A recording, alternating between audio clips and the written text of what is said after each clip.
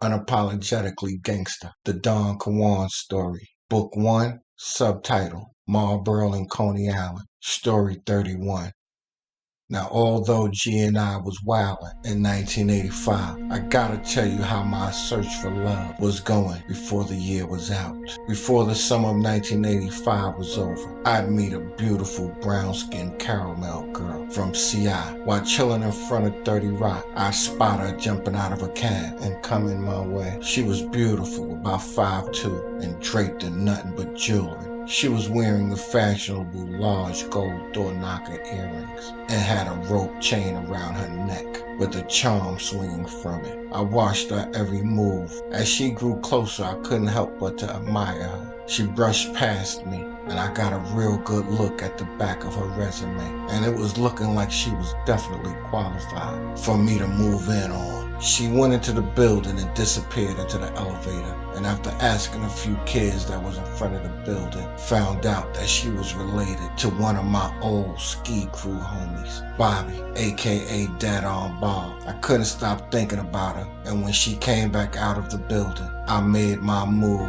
While walking her to the waiting cab, she told me her name was Sonia. She gave me her number, and as much as I wanted to get up with her, I would have to travel to Coney Island, to one of the most dangerous blocks on the island. Apparently, she lived in Cary Gardens on 23rd Street, and it was in one of the buildings that had a reputation for housing nothing but certified bad boys. But anyway, back to this little mama who was on my mind and on my radar. Shorty lived in Building 2 on 23rd Street, where gritty and treacherous youngsters called home, straight gangsters, and they hung out in front of their building all day and night. Now, up until this point in life, I had been to Coney Island plenty of times, but never had a reason to go on 23rd Street. Most of the dudes that lived in CI weren't even comfortable when going through the block.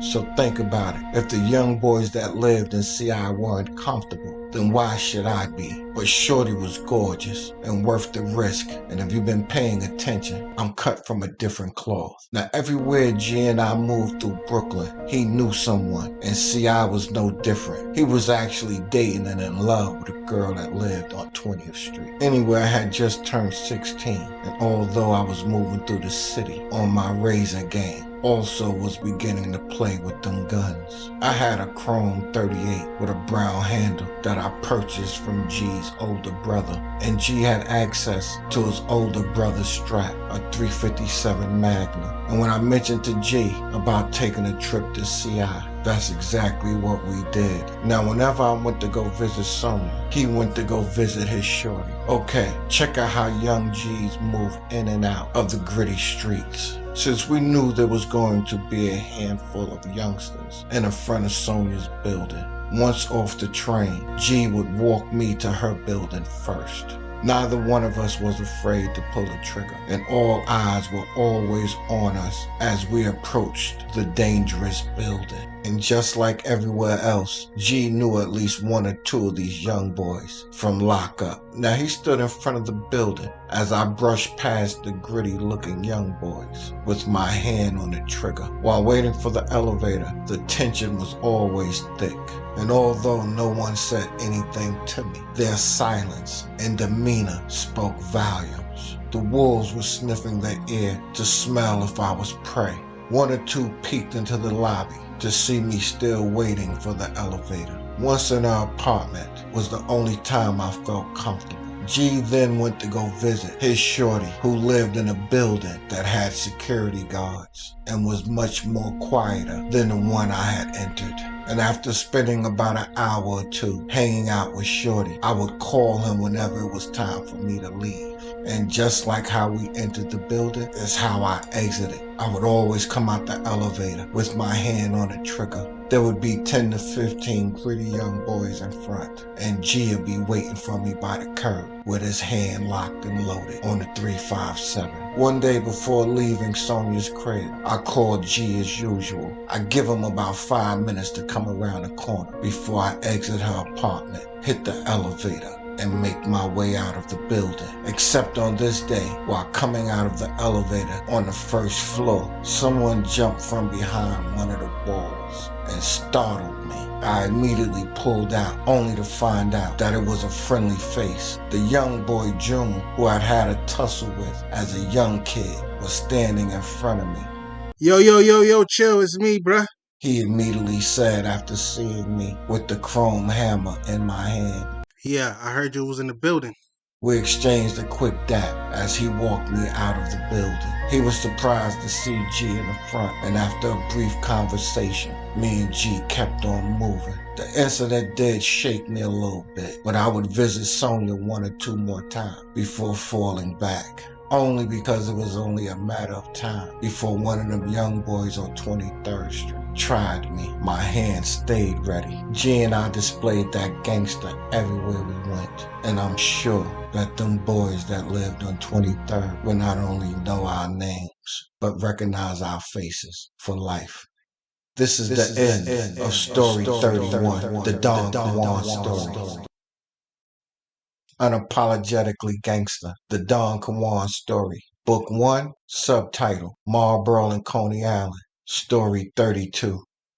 Shortly after getting up close and personal with Sonia, I would meet another chick from CI. A beautiful chocolate shorty had caught my attention. We met in Marlboro one late night while she was hanging out on the other side of the projects with some girls that I knew. The short, pretty, dark-skinned girl from CI refused to give me her number because I lived in Marlboro. I could still hear her laughing and joking about how Marlboro dudes not being tough enough to visit her. For some reason, everyone that lived in CI thought that everybody that lived in Marlboro was a sucker. Therefore, after wounding my pride, needed to prove this girl wrong, she made me earn that number the hard way. It was obvious that shorty had no idea of the beast inside my gut. I made her promise that if I knocked on her door without her telling me where she lived, that she'd give me her number. She agreed and gave me nothing but her pretty name. It was very unique, and unique enough for me to inquire about her. Yeah, even the females from CI put a young boy through the test, and it was common in BK to get chased out of a hood if you wasn't built tough. So I definitely understood where she came from. But shorty had no idea who she was dealing with. And after secretly finding out that she lived in C-Rise, I pulled up. Now, just to be clear, this incident takes place before Wayne and I became co-defendants with Roger and became distant.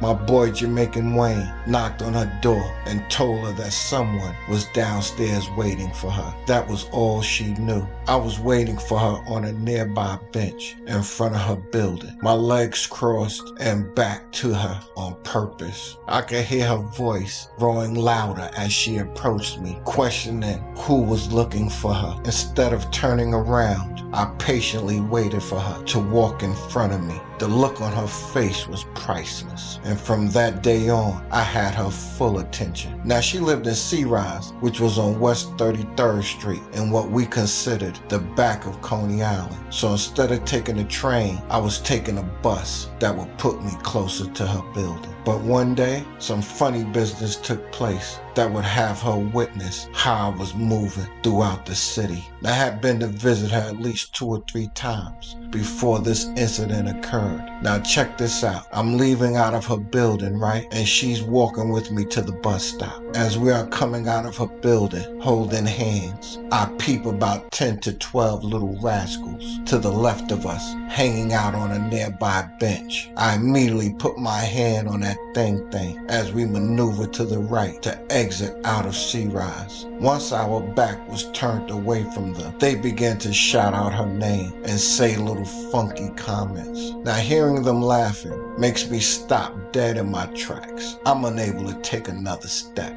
I turn her hand loose, and with a little funk in my voice, "Yo, what's good? You used to talk to one of them kids or something?" I asked, visibly upset at the antics being displayed. No, I don't. Don't pay them no attention. she responds, stepping in front of me and grabbing both of my hands to comfort me. So do I need to go holler at these boys about it? No, you don't. Plus, they're not over there anymore. She says, and her comment blew my mind. I immediately glanced over my left shoulder, and the bench was empty. My eyes quickly and curiously scanned the entire area. There was no way they left the bench that quick and were out of sight. The move stagnated me, but my gut was telling me something is not right. Okay, now I got my right hand in my pocket on the handle of that thing, and she's holding my left hand while we're slowly exiting the gate that puts you on West 33rd Street. The previous juvenile taunting is on my mind heavy. Before we reach the corner of Neptune Avenue and West 33rd Street, I peep at least two young boys pulling up on the corner. At first, I didn't think anything of it until at least three more popped up, and they stopped as if they had been running. Now it's about 5 of them, and when a couple of more pulled up on the corner and showed their faces, that's when I realized that it was the group from the bench. They had ran through C-Rise and out another gate and was now in front of me. Now, unlike the boys from West 23rd Street, this group of misfits wanted to test my gangster.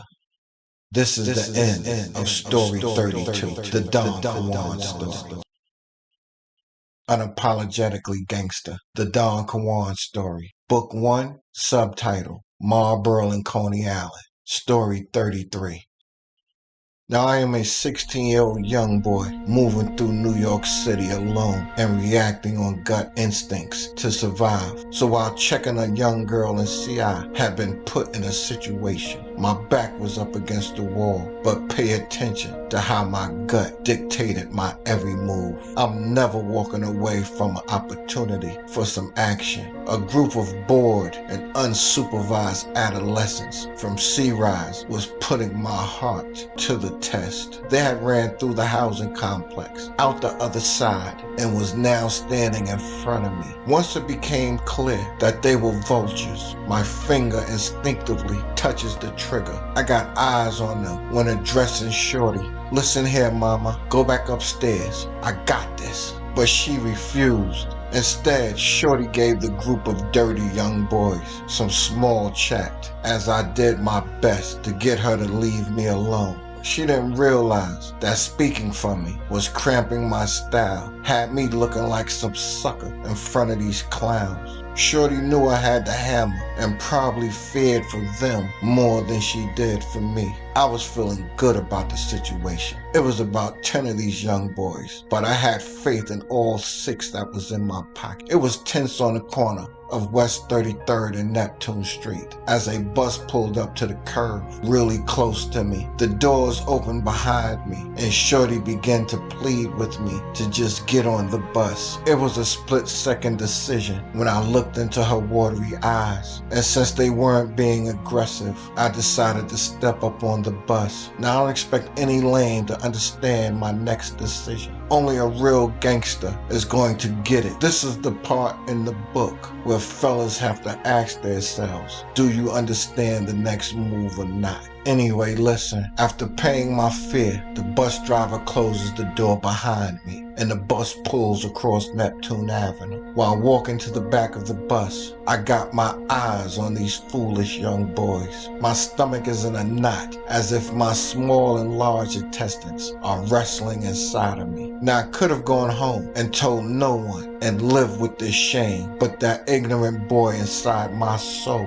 needed a different outcome. Therefore, before reaching the back doors, the decision was as clear as the nose on my face. There was no way I can just go home after what had just taken place. I couldn't even take a seat. The bus was barely off the block when I began ringing the bell to get off like a madman. Even though I paid my fare, I was getting off the bus at the next stop. I needed to return immediately and have a conversation with these young wolves that had mistaken me for a meal. This is the type of move Shorty was concerned about when she first met me, something that I was anticipating, and I was more than prepared to swallow the entire meal without chewing. You understand? So I get off the Blue City bus, not to prove anything to Shorty, but everything inside me was discombobulated and needed to be made right. The first thing I do is hit the nearest payphone and give my high school friend, Big Bro Primo, a holler because he lived in C-Rise. Yo fam, check this out. Meet me in front of your building in about 5 minutes. A couple of young boys just tried me, and without any hesitation, he agreed. I'm heated like a mother. Now, as I'm stepping quickly back to C-Rise, I'm talking to myself out loud. By the time I reach C-Rise, Big Bro Preem was in front of his building with his sneakers tied tightly. Now check this funny business. Why are these dudes back on the bench where I first laid eyes on them at? And yes, I was thinking what you're probably thinking right this moment. Them boys tried me. A part of me wanted to just pop off, but I wanted to keep seeing Shorty. Therefore, I briefed Big Bro, and the two of us pressed up on them boys. All eyes were wide open as we stepped to the group of hungry-looking misfits. The shock on their faces as they became the prey was noticeable. They did not expect to see my pretty face so soon, and once in front of these boys, I did most of the talking. Let's just say I introduced myself the only way a G's supposed to. Name, hood, and how I handle animals in the concrete jungle trying to eat me alive. After checking the young pups, I went to holler back at my shorty one more time. She was just as surprised as they was, but she didn't understand how I needed her to walk me to the bus stop and give me a proper goodbye. Tongue in my mouth and butt rubbing is the only way to send me off, because I was a bona fide gangster on the rise and needed to be respected everywhere I went. This is the end of story 33, the Don Kawand story. Now click subscribe, like, and share, because somebody needs to hear this story.